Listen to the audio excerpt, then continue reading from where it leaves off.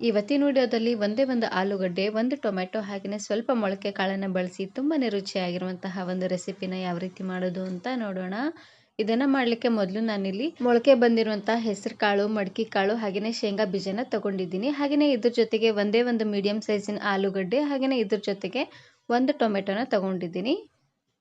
ಆಲೂಗಡ್ಡೆನ ಮೇಲ್ಗಡೆ ಸಿಪ್ಪೆನ ತೆಗೆದು ಈ ರೀತಿಯಾಗಿ ರೌಂಡ್ ಶೇಪಲ್ಲಿ ಕಟ್ ಮಾಡ್ಕೊಂಡಿದ್ದೀನಿ. ನಿಮಗೆ ಬೇಕು ಅಂದರೆ ಸಣ್ಣದಾಗೂ ಸಹ ನೀವು ಇಲ್ಲಿ ಕಟ್ ಮಾಡ್ಕೊಳ್ಬೋದು.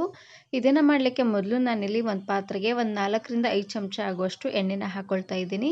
ಹಾಗೆಯೇ ಅರ್ಧ ಚಮಚ ಆಗುವಷ್ಟು ಜೀರಿಗೆ ಮತ್ತು ಸಾಸಿವೆನ ಹಾಕ್ಕೊಳ್ತಾ ಇದ್ದೀನಿ. ಹಾಗೆಯೇ ಸ್ವಲ್ಪ ಕರಿಬೇವು ಸೊಪ್ಪನ್ನು ಸ್ವಲ್ಪ ಕಟ್ ಮಾಡಿ ಹಾಕ್ಕೊಳ್ತಾ ಇದ್ದೀನಿ. ಇವಾಗ ಜೀರಿಗೆ ಸಾಸಿವೆ ಎಲ್ಲ ಚೆನ್ನಾಗಿ ಚಿಟಪಟ ಅಂತ ಸಿಡಿವರೆಗೂ ಉರಿನ ಪೂರ್ತಿಯಾಗಿ ಲೋ ಫ್ಲೇಮ್ನಲ್ಲೇ ಇಟ್ಟು ಬೇಯಿಸ್ಕೊಳ್ಳಿ. ಜೀರಿಗೆ ಸಾಸಿವೆ ಸ್ವಲ್ಪ ಫ್ರೈ ಆದಮೇಲೆ ಇವಾಗ ನಾನಿಲ್ಲಿ ಮೀಡಿಯಂ ಸೈಜಿನ ಒಂದು ಈರುಳ್ಳಿನ ಈ ರೀತಿಯಾಗಿ ಉದ್ದವಾಗಿ ಕಟ್ ಮಾಡಿ ಹಾಕ್ಕೊಳ್ತಾ ಇದ್ದೀನಿ. ಇವಾಗ ಈರುಳ್ಳಿನ ಸ್ವಲ್ಪ ಎಣ್ಣೆಲೆ ಫ್ರೈ ಮಾಡ್ಕೊಳ್ಬೇಕು. ಪೂರ್ತಿ ಕೆಂಪಾಗೋದೇನು ಬೇಡ, ಸ್ವಲ್ಪ ಕಲರ್ ಚೇಂಜ್ ಆಗೋವರೆಗೂ ಫ್ರೈ ಮಾಡಿಕೊಂಡ್ರೆ ಸಾಕಾಗುತ್ತೆ. ನೋಡಿ, ಈ ರೀತಿಯಾಗಿ ಈರುಳ್ಳಿ ಸ್ವಲ್ಪ ಫ್ರೈ ಆಗ್ತಿದ್ದಂಗೆ ಇವಾಗ ನಾನಿಲ್ಲಿ ಮೀಡಿಯಂ ಸೈಜಿನ ಒಂದು ಟೊಮೆಟೊ ಹಾಗೆಯೇ ರುಚಿಗೆ ತಕ್ಕಷ್ಟು ಉಪ್ಪನ್ನು ಹಾಕ್ಕೊಂಡು ಬಾಡಿಸ್ಕೊಳ್ತಾ ಇದ್ದೀನಿ. ಇವಾಗ ಟೊಮೆಟೊ ಸ್ವಲ್ಪ ಸಾಫ್ಟ್ ಆಗೋವರೆಗೂ ಉರಿನ ಪೂರ್ತಿಯಾಗಿ ಲೋ ಫ್ಲೇಮ್ನಲ್ಲೇ ಇಟ್ಟು ಬೇಯಿಸ್ಕೊಳ್ಳಿ.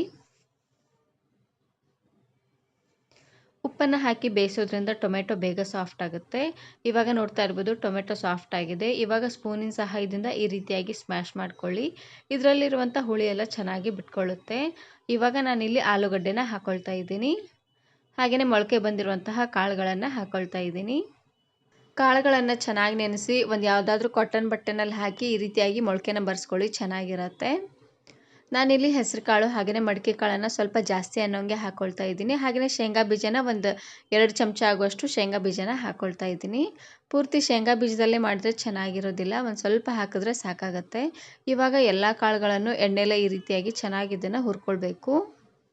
ಇವಾಗ ಮೇಲ್ಗಡೆ ಮುಚ್ಚಳನ ಮುಚ್ಚಿ ಉರಿನ ಪೂರ್ತಿಯಾಗಿ ಲೋ ಫ್ಲೇಮ್ನಲ್ಲೇ ಇಟ್ಟು ಒಂದು 2 ನಿಮಿಷವರೆಗೂ ಕಾಳನ್ನು ಬೇಯಿಸ್ಕೊಳ್ಳೋಣ.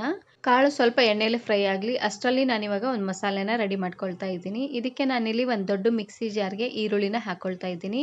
ಮೀಡಿಯಂ ಸೈಜಿನ ಒಂದು ಈರುಳ್ಳಿ ಹಾಗೆಯೇ ಚೆನ್ನಾಗಿ ಹಣ್ಣಾಗಿರುವಂತಹ ಒಂದು ಟೊಮೆಟೊ ಹಾಗೆಯೇ ಒಂದು 4-5 ಪೀಸ್ ಆಗುವಷ್ಟು ಒಣಕೊಬ್ಬರಿನ ಈ ರೀತಿಯಾಗಿ ಉದ್ದವಾಗಿ ಕಟ್ ಮಾಡಿ ಹಾಕ್ಕೊಳ್ತಾ ಇದ್ದೀನಿ. ಹಾಗೆಯೇ ಒಂದು ಗಡ್ಡೆ ಆಗುವಷ್ಟು ಬೆಳ್ಳುಳ್ಳಿ, ಇದ್ರ ಜೊತೆಗೆ ಸ್ವಲ್ಪ ಕೊತ್ತಂಬರಿ ಸೊಪ್ಪನ್ನು ಹಾಕ್ಕೊಳ್ತಾ ಇದ್ದೀನಿ. ಎಲ್ಲವನ್ನು ಇವಾಗ ಮಿಕ್ಸಿ ಜಾರಿಗೆ ಹಾಕ್ಕೊಂಡು ನುಣ್ಣದಾಗಿ ಇದನ್ನು ಗ್ರೈಂಡ್ ಮಾಡ್ಕೊಂಡು ತಗೊಳ್ಬೇಕು.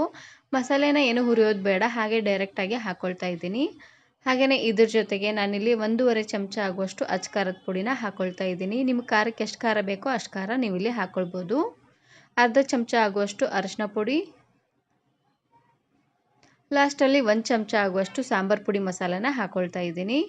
ಎಲ್ಲವನ್ನು ಹಾಕ್ಕೊಂಡಾದ್ಮೇಲೆ ಇವಾಗ ಇದಕ್ಕೇ ಸ್ವಲ್ಪ ನೀರನ್ನು ಹಾಕ್ಕೊಂಡು ನುಣ್ಣದಾಗಿ ಇದನ್ನು ಗ್ರೈಂಡ್ ಮಾಡ್ಕೊಂಡು ತಗೊಳ್ಬೇಕು. ಇವಾಗ ನೋಡ್ತಾ ಇರ್ಬೋದು ಕಾಳು ಸ್ವಲ್ಪ ಸಾಫ್ಟಾಗಿ ಬೆಂದಿದೆ. ಒಂದು 2 ನಿಮಿಷವರೆಗೂ ಈ ರೀತಿಯಾಗಿ ಎಣ್ಣೆಲೆ ಫ್ರೈ ಮಾಡ್ಕೊಂಡು ತಗೊಳ್ಳಿ, ಚೆನ್ನಾಗಿರುತ್ತೆ. ನೀವು ಇದ್ರ ಜೊತೆಗೆ ಯಾವುದಾದ್ರೂ ಕಾಳನ್ನು ಸಹ ನೀವು ಇಲ್ಲಿ ಹಾಕ್ಕೊಳ್ಬೋದು. ಹಾಗೆಯೇ ಯಾವುದಾದ್ರೂ ತರಕಾರಿನೂ ಸಹ ನೀವು ಇಲ್ಲಿ ಮಿಕ್ಸ್ ಮಾಡ್ಕೊಳ್ಬೋದು, ಚೆನ್ನಾಗಿರುತ್ತೆ. ಇವಾಗ ನಾನಿಲ್ಲಿ ರುಬ್ಬಿರುವಂತಹ ಮಸಾಲೆನ ಹಾಕ್ಕೊಳ್ತಾ ಇದ್ದೀನಿ. ಮಸಾಲೆನ ಹಾಕಿದಾದ್ಮೇಲೆ ಒಂದು ಸಾರ್ತಿ ಈ ರೀತಿಯಾಗಿ ಚೆನ್ನಾಗಿ ಇದನ್ನು ಮಿಕ್ಸ್ ಮಾಡಿಕೊಂಡು ಇವಾಗ ಉರಿನ ಪೂರ್ತಿಯಾಗಿ ಲೋ ಫ್ಲೇಮ್ನಲ್ಲೇ ಇಟ್ಟು ಒಂದು 2 ನಿಮಿಷವರೆಗೂ ಚೆನ್ನಾಗಿ ಇದನ್ನು ಕುದಿಸ್ಕೊಂಡು ತಗೊಳ್ಬೇಕು. ಎಲ್ಲ ಕಾಳು ಹಾಗೆಯೇ ಆಲೂಗಡ್ಡೆಗೆಲ್ಲ ಮಸಾಲೆ ಎಲ್ಲ ಹತ್ಕೊಳ್ಬೇಕು ನೋಡಿ ಚೆನ್ನಾಗಿ. ಹಾಗೆಯೇ ಇದರಲ್ಲಿರುವಂಥ ಹಸಿ ವಾಸನೆ ಎಲ್ಲ ಪೂರ್ತಿಯಾಗಿ ಹೋಗಬೇಕು ನೋಡಿ. ಹಾಗಾಗಿ ಒಂದು 2 ನಿಮಿಷವರೆಗೂ ಚೆನ್ನಾಗಿ ಇದನ್ನು ಕುದಿಸ್ಕೊಳ್ಬೇಕು.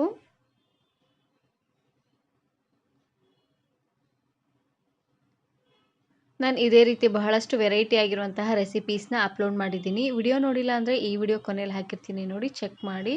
ನೋಡಿ, ಈ ರೀತಿಯಾಗಿ ಚೆನ್ನಾಗಿ ಇದನ್ನು ಕುದಿಸ್ಕೊಂಡಿದ್ದಾದಮೇಲೆ ಇವಾಗ ನಾನಿಲ್ಲಿ ಒಂದು 2 ಗ್ಲಾಸ್ ಆಗುವಷ್ಟು ನೀರನ್ನು ಹಾಕ್ಕೊಳ್ತಾ ಇದ್ದೀನಿ. ನಿಮಗೆ ಗ್ರೇವಿಗೆ ಎಷ್ಟು ನೀರು ಬೇಕೋ ಅಷ್ಟು ನೀರನ್ನು ನೀವು ಇಲ್ಲಿ ಹಾಕ್ಕೊಳ್ಬೋದು. ನೋಡಿ, ನೀರನ್ನು ಹಾಕಿದಾದ್ಮೇಲೆ ಒಂದು ಸಾರ್ತಿ ಈ ರೀತಿಯಾಗಿ ಚೆನ್ನಾಗಿ ಇದನ್ನು ಮಿಕ್ಸ್ ಮಾಡಿಕೊಂಡು ಇವಾಗ ಉರಿನ ಪೂರ್ತಿಯಾಗಿ ಮೀಡಿಯಂ ಫ್ಲೇಮ್ನಲ್ಲೇ ಇಟ್ಟು ಚೆನ್ನಾಗಿ ಇದನ್ನು ಕುದಿಸ್ಕೊಂಡು ತಗೊಳ್ಬೇಕು. ಇವಾಗ ನೋಡ್ತಾ ಇರ್ಬೋದು ಚೆನ್ನಾಗಿ ಕುದಿ ಬರ್ತಾ ಇದೆ. ಕುದಿ ಬರುವಂಥ ಟೈಮಲ್ಲಿ ರುಚಿ ನೋಡಿ, ಉಪ್ಪು ಹಾಗೆಯೇ ಮಸಾಲೆ ಏನಾದರೂ ಕಡಿಮೆ ಅಂತ ಅನಿಸಿದ್ರೆ ಇನ್ನು ಸ್ವಲ್ಪ ಉಪ್ಪು ಹಾಗೆಯೇ ಸಾಂಬಾರು ಮಸಾಲಾನ ನೀವಿಲ್ಲಿ ಹಾಕ್ಕೊಳ್ಬೋದು. ಹಾಗೆಯೇ ಇದ್ರ ಜೊತೆಗೆ ಸ್ವಲ್ಪ ಬೆಲ್ಲನ ಹಾಕ್ಕೊಳ್ತಾ ಇದ್ದೀನಿ. ಬೆಲ್ಲನ ಹಾಕೋದ್ರಿಂದ ರುಚಿ ಅಂತೂ ತುಂಬಾ ಚೆನ್ನಾಗಿ ಬರುತ್ತೆ. ಇವಾಗ ಮತ್ತೆ ಈ ರೀತಿಯಾಗಿ ಮಿಕ್ಸ್ ಮಾಡಿ ಉರಿನ ಪೂರ್ತಿಯಾಗಿ ಲೋ ಫ್ಲೇಮ್ನಲ್ಲೇ ಇಟ್ಟು ಚೆನ್ನಾಗಿ ಎಣ್ಣೆ ತೇಲ್ ಬರೋವರೆಗೂ ಇದನ್ನು ಬೇಯಿಸ್ಕೊಂಡ್ರೆ ಆಯಿತು. ತುಂಬಾ ರುಚಿಯಾಗಿರುವಂತಹ ಒಂದು ಮೊಳಕೆ ಕಾಳಿನ ಸಾಂಬಾರು ಅಥವಾ ಕರಿ ರೆಡಿ ಆಗೋಗ್ಬಿಡತ್ತೆ. ಇದನ್ನು ನೀವು ಚಪಾತಿ, ರೊಟ್ಟಿ, ದೋಸೆ ಹಾಗೆಯೇ ಇಡ್ಲಿ, ಮುದ್ದೆ ಜೊತೆಗೆಲ್ಲ ಸರ್ವ್ ಮಾಡ್ಕೊಳ್ಬೋದು. ತುಂಬಾ ರುಚಿಯಾಗಿರುತ್ತೆ ಅಂತಲೇ ಹೇಳ್ಬೋದು. ಈ ವಿಡಿಯೋ ಇಷ್ಟ ಆದರೆ ಈಗಲೇ ಒಂದು ಲೈಕ್ ಬಟನನ್ನು ಕ್ಲಿಕ್ ಮಾಡಿ ಫ್ರೆಂಡ್ಸ್ ಆ್ಯಂಡ್ ಫ್ಯಾಮಿಲಿ ಜೊತೆಗೆ ಶೇರ್ ಮಾಡಿ. Thank you. Thanks for watching.